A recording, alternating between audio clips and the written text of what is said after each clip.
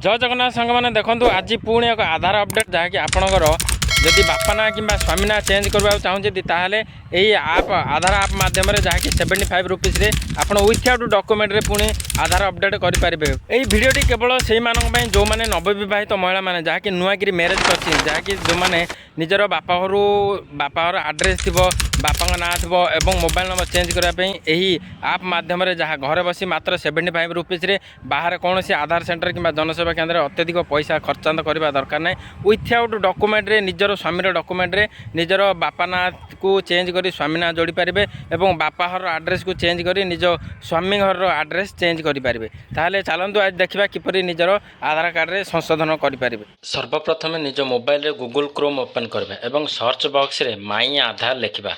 माई आधार लिखले से जो फास्ट लिंक आसो तारी उपरे क्लिक करवा। यापर लॉगिन उपरे क्लिक करवा। लॉगिन उपरे क्लिक कला परे निजर आधार कार्ड नंबर 12 अंक विशिष्ट आधार कार्ड नंबर एटा एंटर करवा। तले कैप्चा फिल करी लॉगिन टू ओटीपी उपरे क्लिक करवा। यापर निजर ओटीपी एक आसीबो ओटीपी एठारे एंटर करी लॉगिन उपरे क्लिक करवा।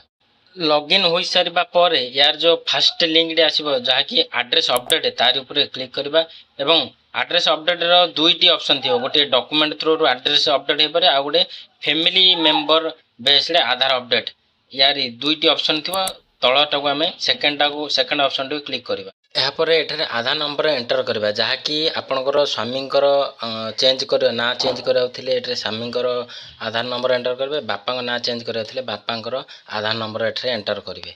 यापर फैमिली रिलेशनशिप जहाँकि आप बापांकर चेंज कराउथिले बापा सिलेक्ट करेंगे। स्वामींकर ना चेंज कराउथिले स्पाउस उपरे सिलेक्ट करेंगे।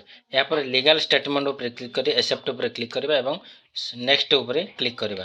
यापर देखो आपंकर 75 रुपीज गूगल पे हो फोन पे हो पेटीएम जेकोसी थ्रू नेट बैंकिंग हो 75 रुपीज ऑनलाइन पेमेंट कर आपन गोटे एसआर नंबर शो कर से एसआर नंबर टू स्क्रीनशॉट कर रखिदे किंबा खातार लिखि रखिदे परवर्ती पर्यायर आपनकर काम आसीबो। यापर लगआउट मारे आपन स्वामींकर आधार कार्ड टी एठारे लॉगिन करेंगे जहाँकि आधार नंबर एंटर करी कैप्चा फिल करी लॉगिन ओटीपी उपरे क्लिक करेंगे एवं तलू टे स्क्रोल कला तलू स्क्रोल करेंगे देखिए एठारे फैमिली मेंबर रिक्वेस्ट यार उपरे क्लिक करवा एवं से जो सेव करथिबा एसआर नंबर टी को एठारे एंटर करवा। पर एक्सेप्ट उपरे क्लिक कला परे आपनकर सक्सेसफुली आधार अपडेट सक्सेसफुली भाव में मेसेज आसीबो। तो एही परि भाव में निजर आधार अपडेट करि पारिबे।